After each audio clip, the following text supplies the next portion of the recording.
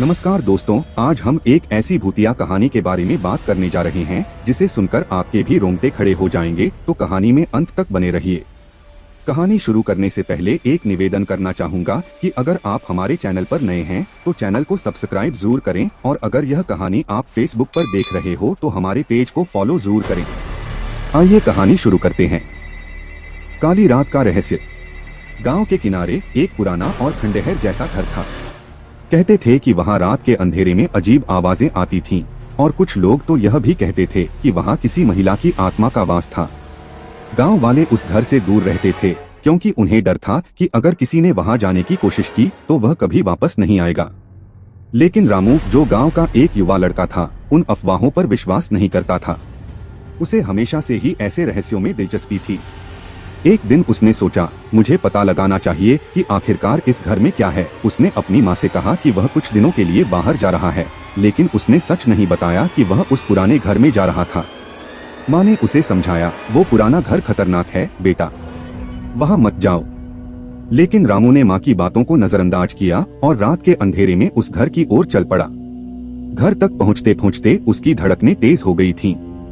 पुरानी लकड़ी की दीवारों से दरकने की आवाजें आ रही थीं और हवाओं में अजीब सी गूंज सुनाई दे रही थी। फिर भी रामू ने डर को अपने दिल में दबाया और घर के अंदर दाखिल हो गया। घर के अंदर सब कुछ बहुत ही शांत था, लेकिन अंधेरे में उसे कुछ दिखाई नहीं दे रहा था। जैसे ही उसने एक मोमबत्ती जलाने की कोशिश की, अचानक एक झटके से बत्ती बुझ गई। रामू ने अपनी आंखें झपकाई और चारों ओर देखा। अंधेरे में उसे लगा कि कोई चीज उसके पास से गुजर रही है। उसका दिल धड़कने लगा, लेकिन उसने खुद को शांत रखने की कोशिश की। तभी एक हल्की सी आवाज आई, तुम यहाँ क्या कर रहे हो? रामू ने झटके से मुड़कर देखा, लेकिन वहाँ कोई नहीं था। उसका दिल तेजी से धड़कने लगा। वह सोचने लगा, यह सिर्फ मेरी कल्पना है, लेकिन अगले ही पल उसे एक और आवाज सुनाई दी, तुमने क्यों आकर मुझे परेशान किया है? यह आवाज किसी महिला की थी और यह अब उसके बहुत पास थी। रामू ने डर के मारे धीरे से पूछा, तुम कौन हो? कोई जवाब नहीं आया। उसने हिम्मत जुटाई और फिर से पूछा, तुम्हें क्या चाहिए? तभी अंधेरे में एक छाया सी उभरी जो धीरे धीरे उसे नजदीक आ रही थी। रामू की आंखों के सामने यह छाया एक महिला के रूप में बदलने लगी। उसके चेहरे पर अजीब सा शिकन था और उसकी आंखें बड़ी बड़ी और खून से लाल थीं।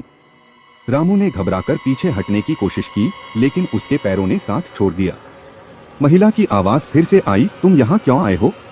अब तुम्हें वापस जाने का कोई रास्ता नहीं है। रामू की चीख निकल गई। उसने भागने की कोशिश की, लेकिन हर कदम पर वह महिला उसके करीब आती गई। उसके पास पहुंचते ही महिला ने उसे अपने पंजों में जकड़ लिया।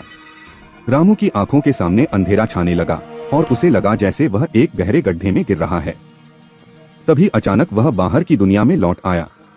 वह उसी पुराने घर के बाहर खड़ा था और सब कुछ पहले जैसा था, लेकिन रामू की आंखों में एक अजीब सी झलक थी। उसकी आंखों में डर, दर्द और एक गहरी चुप्पी थी।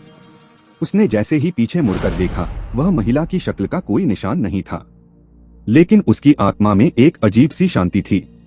गांव में लौटकर रामू ने किसी को नहीं बताया कि उसके साथ क्या हुआ था, लेकिन वह अब कभी उस घर की ओर नहीं गया। लोगों ने सोचा कि वह बस डर गया था, लेकिन रामू जानता था कि उस घर में कुछ और था, कुछ ऐसा जो हमेशा के लिए उसके साथ रहेगा। और उस दिन के बाद गांव वाले उस घर को और भी डरावना मानने लगे। वे अब उस जगह को काली रात के नाम से जानते थे, क्योंकि हर किसी को डर था कि वहां जो गया वह कभी वापस नहीं आया।